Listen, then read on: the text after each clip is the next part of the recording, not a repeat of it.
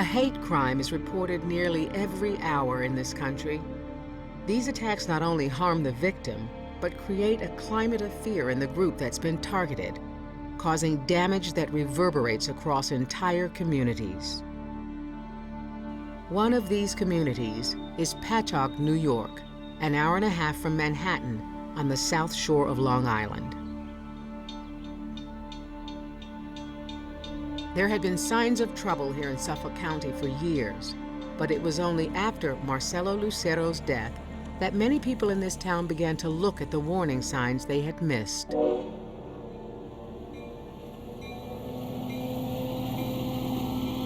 was a Saturday night.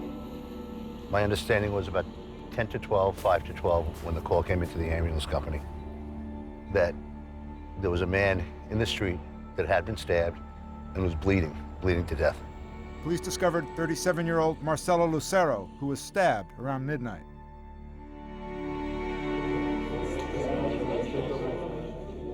The defendants, each and every one of them, readily agreed to go looking for Mexicans to beat up. The detective came over to my house and told me, listen, I'm sorry to tell you this, but your brother got killed last night. And the first thing, I take my cell phone and I call him.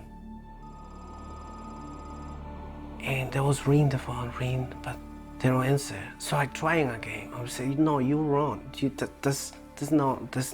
You're wrong. So I call him second time, and he told me he's not gonna answer your phone because we have his phone. He's dead.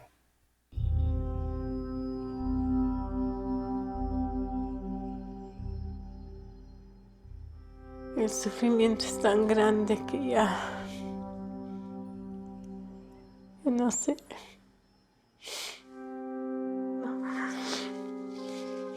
Yo mismo pienso y no acabo y le pido a Dios que me conforme. Porque hay momentos que me llena de desesperación.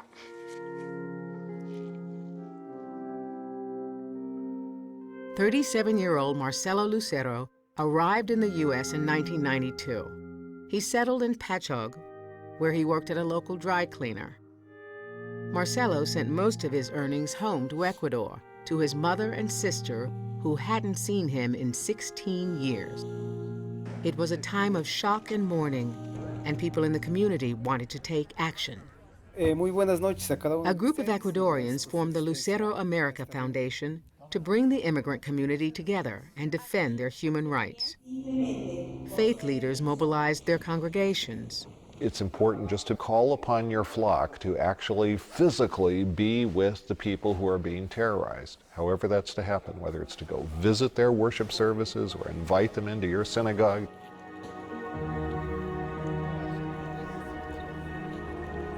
A week after his death, over 500 people gathered behind the train station where Marcelo Lucero was killed. I feel so shy to speak even in the microphones to my own people and also in English, and it was really hard for me. But in some way, my brother gave me the extreme to talk. I'm not gonna stay in the shadows anymore. And I want justice for my brother.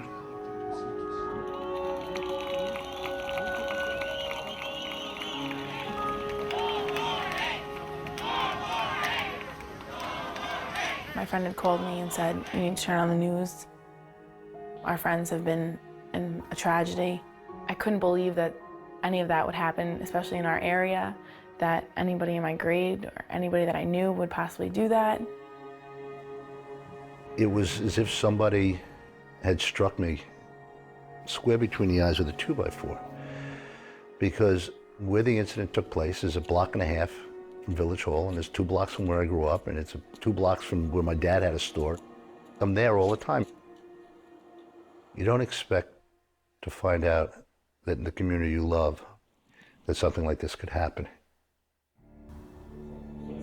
7 teenagers from neighboring communities were arrested for the attack on Marcelo Lucero and his friend Angel Loja. One of the youths, Jeffrey Conroy, confessed to stabbing Marcelo, who was left bleeding on the ground. Angel escaped and ran for help. The police arrested the young men a few blocks away within 10 minutes of the attack.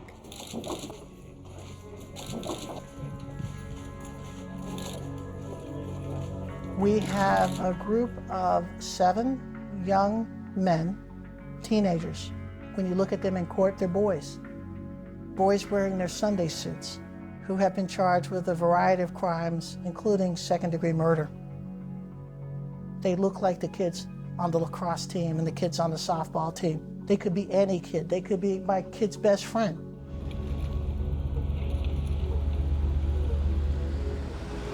One of the things right after the murder that I needed to do was to go back to the site where Marcelo was murdered. And when I got there was a group of people standing there, and we talked. And one of the gentlemen I spoke to, I asked, where he lived and about him. And he said that he lived on Cedar Avenue. There's only 4 or 5 houses down on the other side of the block from where I grew up, from where my mother still lives. And I didn't know who he was. A neighbor of mine and my family for 25 years, and I never saw him. Do they make themselves invisible, or do we make them invisible by not seeing them?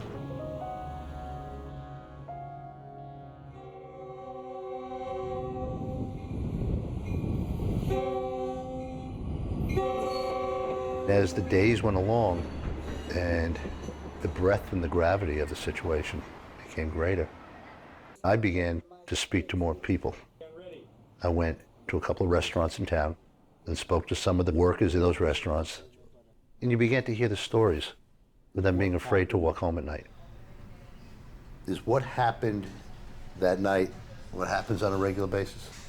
Sí, a veces, porque hace quizás como unos 6 meses. And they talked about how dangerous it was at night to walk some of the streets of this community. It just struck me that the community that I considered safe wasn't safe.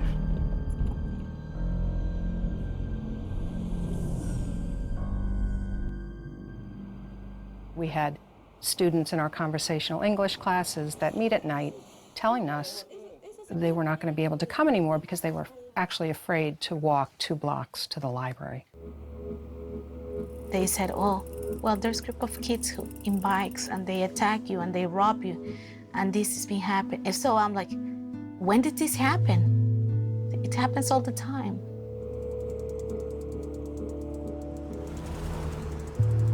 It was not unusual for these young people to go out and look for Latinos to beat up. They had a term for it, a sport that they had. They called it beaner hopping. And one individual, in fact, indicated to the police that they don't do it often. They only do it about once a week.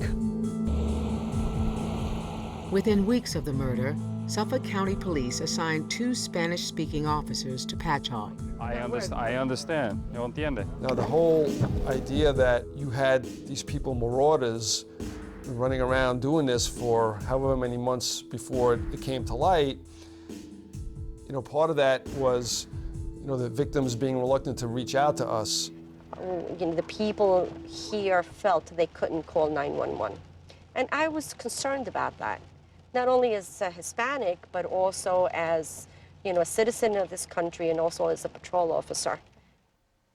A local Spanish-language radio station became a focus and a voice for the Latino community.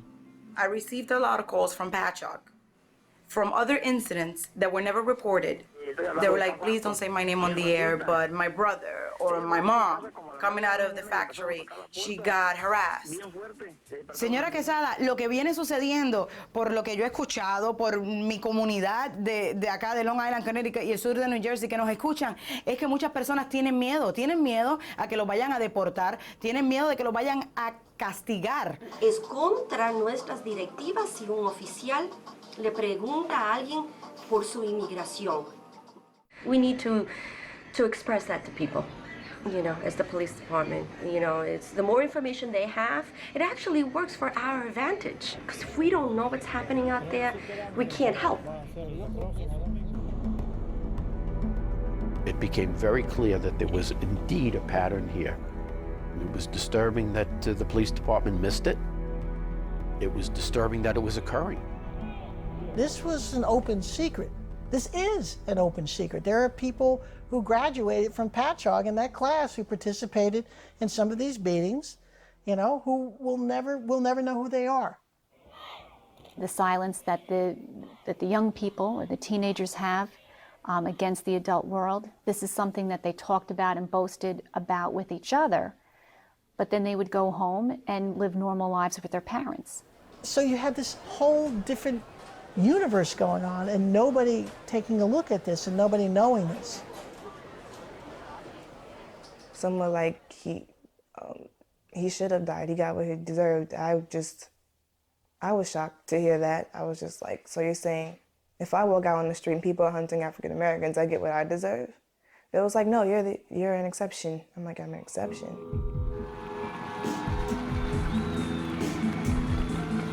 Some kids in the school, like those 7 kids, they had like a different like perspective on Hispanics. Like there was the good Hispanics and there was the illegal immigrants.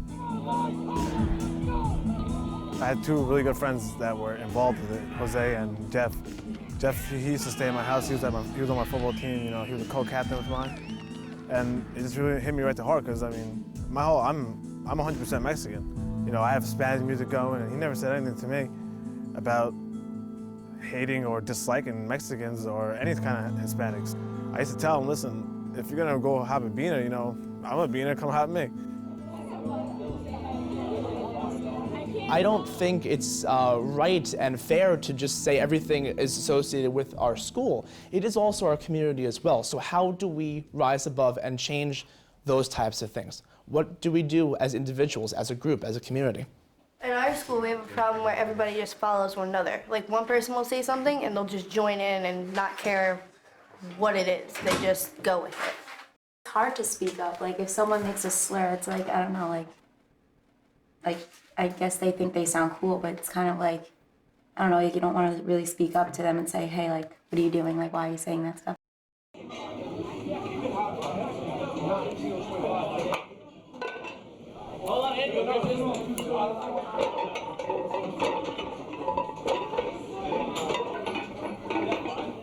You know, you don't want people saying you're a rat or you don't want people thinking different than you. I kind of knew what was going on. Like they would go hot, but I'm kind of respected in school, and if I'm going behind their back and telling them people are gonna think I'm a rat, and I kind of regret it now because I wish if I would have said something, maybe someone didn't have to lose their life that night.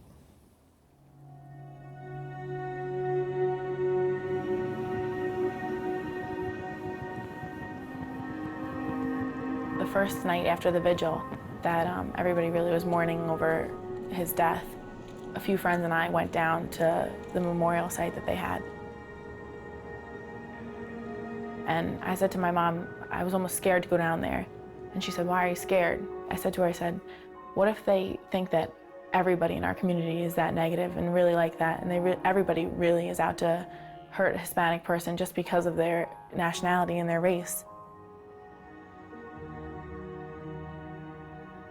So we went down, we brought flowers, and there was 2 Hispanic men standing there, and I couldn't really speak to them. I just said hello, and all I said was, I'm sorry, and they just looked at us and nodded their heads. The person inside me just said, I don't want them to think that everyone in this community is like that. You know, I've heard people talk about the kids that committed this crime, and I've heard them talk about them as skinheads. I've heard them talk about them as these horrible, terrible people. Well, apples don't fall from peach trees. The sense of how they learned or why they devalued this gentleman and this population they devalued had to come from someplace. Thank you for watching us tonight. A big victory in the war over illegal alien chaos. That is the subject of If you watch newscasts that talk about the immigration issue, they talk about it in terms of these illegal aliens that keep coming into our country. Every time we call them illegal, every time we call them an alien, you frame them in a negative way that creates a value of them as a human being less than what we are. I am slowly, personally being inched out of my house. I'm here tonight to stand up for the American citizen. Kids listen to what we say and how we say it. And we may not always be saying it in a manner that we believe is discriminatory, but it's understood that way.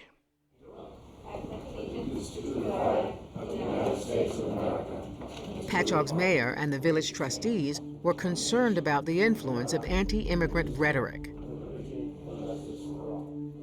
They couldn't control the larger debate in Suffolk County or the nation, but they could speak to their own village. In March 2009, the trustees voted on a resolution about the use of language in public discussions about immigrants. Good evening, ladies and gentlemen. The passage of this resolution is about setting a legislative example. This community's gone through very trying time over the last 4 months, to say the least. And in Marcelo's name, I think it'll make us a stronger community. I hope it is an invitation to the Latino community to become more involved in our local government. Whereas we, Patchogue Village officials, we understand the danger that some may either intentionally or unintentionally dehumanize, marginalize, or stigmatize groups of people. And we are aware of the harm this causes not only to the targeted groups, but to our entire social fabric. We commit to working together so that we can create a positive climate for future. Trustee Dean. Thank you, Mr. Mayor. When I first had an opportunity to read this resolution, I admit to being a little miffed by it. I was wondering if someone was suggesting that we had ever acted contrary to this. And adopting this resolution takes a position of leadership. This is a small step that we can take to helping this community heal, and if in some small way, the nation. So it would be my pleasure to vote for this, Mr. Mayor. Thank you very much. This happened under my watch, and I have to be the one for this community that must show the leadership to how we're going to change and make this a safe place for people to be. I just hope that this incident doesn't mark us as a community. And my sense is right now we are marked as a community, and it distresses me and bothers me tremendously.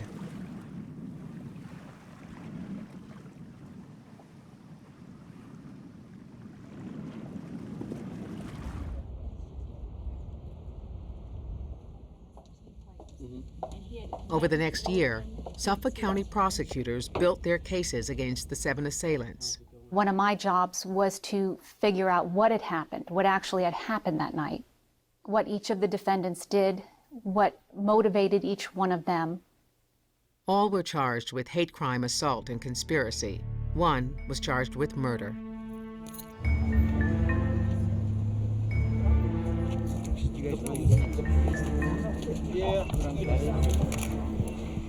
Everyone has their own idea or notion about what hate means, but in the statutes, hate crime has its own legal definition. I wanted the jury to understand that legally a hate crime is targeting your victim because of some outward appearance, whether it be how they look or their gender or race or religion, etc.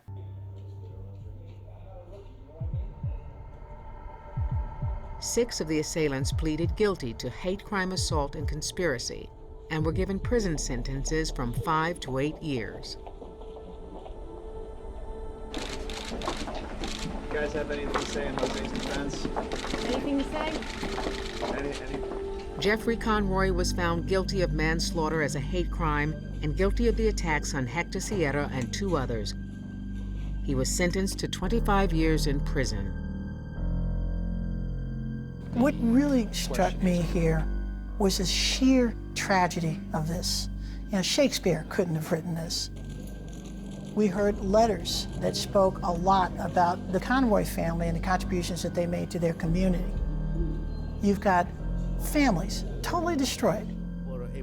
You had everything from heart-wrenching statements from Marcelo Lucel's brother, statements from his sister. His sister said at one point, "I can't forgive him." No podía perdonarle. Nobody won here. Nobody could win here. My reaction about the sentence is really sad and sometimes. And I just want to extend my condolence for the Conroy family. I really feel sorry for them because I know there's a lot of pain for them. And this is something we lived with that 18 months ago already. My brother's dead, and I don't want no more hate, at least in this town.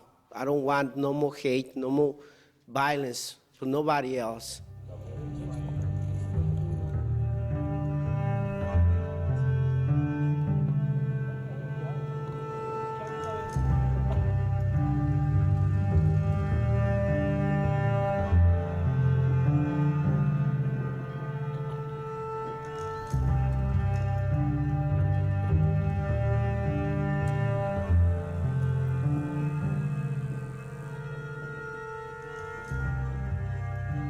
Jeffrey Conroy, 19 years of age, was sentenced today to 25 years in prison for the killing of Marcelo Lucero. Si hubiese sido un hispano que lo hubiese hecho, se atreven a tirarle cadena perpetua. Cuando él salga, él va a salir con más odio para nosotros. Eso es lo que yo opino. So you think it was a good sentence, but racism is never going to stop? Yes. Okay, muchas gracias, corazón. Yo creo que estaba bien. You're happy with the sentence that was given to him? Yeah, I'm very happy. ¿Tú crees que las cosas van a cambiar en Long Island? Do you think things are going to change in Long Island now? Yeah, it's going to change a lot. Okay, muchas gracias, mi amor, por estar en sintonía y por... Mayor Pontieri, a former assistant principal, approached Patchogue's middle school about hosting a public art exhibit. It was called Embracing Our Differences. And it says right here, we are all different in our own special ways. Yeah, all Spanish, Black, Puerto Rican, And I like how it looks white, like it's made like kids. and all the hands are different colors. It shows that everybody's welcome to the earth and immigrants are a big thing. And I like this poster, it's a good poster. Those banners tell you a story. It's the story of what we need to be as a community of Patchogue. On the anniversary of his brother's death, Ocello visited South Ocean Middle School. And I stand up and I say, kids, you see this banner with so many hearts. That's what you want. When he spoke, I felt sad because he said that his heart was still moving and it didn't break when his brother died. He took the tragic incident that happened to him and has made it into a life lesson for all of us, a lesson that we can't teach in the classroom. My quote was, you're meant to stand together. Change comes in little pieces. This little thing that we did, I think will strike these kids because we will do it again and we'll do it again as the years go forward. A group of quilters began a project they hoped would help Patchogue heal from the tragedy that had touched just about everyone in the village. I hope that people are really going to look at this quilt, think about what went into it and what their hopes are. This is an aged hand that is working to mend the heart that's been broken. And we can all do that, mend each other's hearts. Not everybody is in a position, you know, they're not an elected official, they're not a legislator, they're not a teacher, but I think that this was a way that people could say, this is how I feel, this is what I believe, and we just cannot be accepting of this type of intolerance in our community.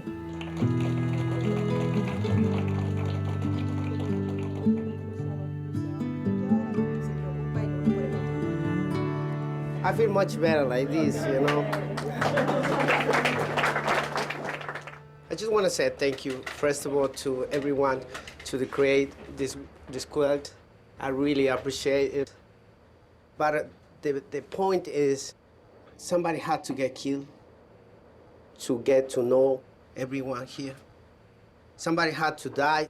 Somebody had to go to jail. So many families, they had to suffer because of this. And now we have to come together. I don't know if it was worth it or not. It could be prevented. But now we know we have a welcome town, a welcome community here. And we want to send this message with this quilt, how we act, how we walk in the street, how we talk to the neighbors.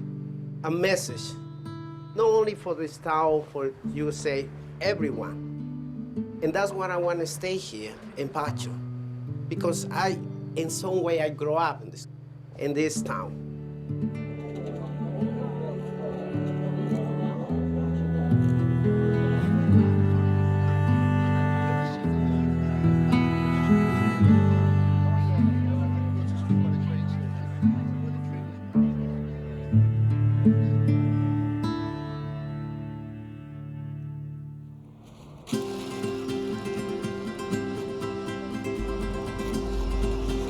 Mayor Pontieri still tends to village needs, large and small. The school district has appointed a new superintendent. I knew Marcelo Lucero.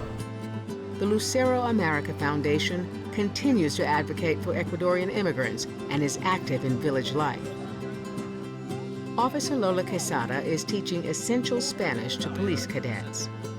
Sometimes just a few words can really calm somebody's fear. If there was anything that I could tell the law enforcement community throughout the United States is to become ever more vigilant. Monitor these incidents and see if there is a pattern.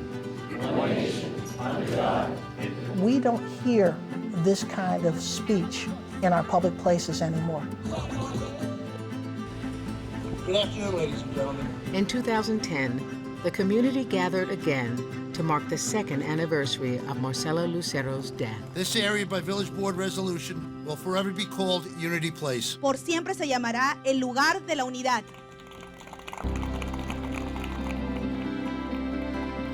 We can make the change. We can make work. It's only your choice. You choose what you want to be in the future. 5 years from now, 2 years from now, you got to be somebody. Peace for everyone.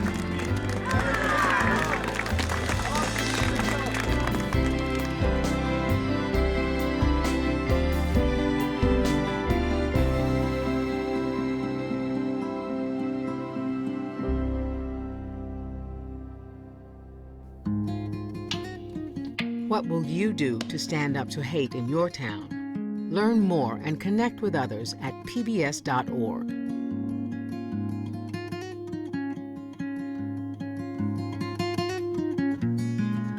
I came here to live and to breathe.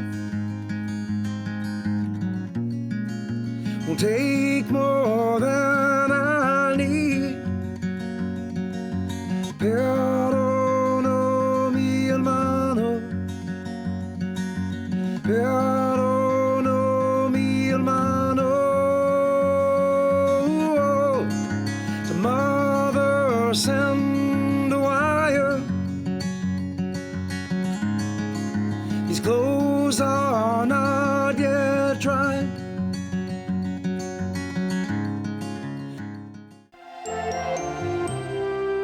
Funding for this program was made possible by the Einhorn Family Charitable Trust and by the following. Funding was also provided by the Corporation for Public Broadcasting and by contributions to your PBS station from viewers like you. Thank you. Be more. PBS.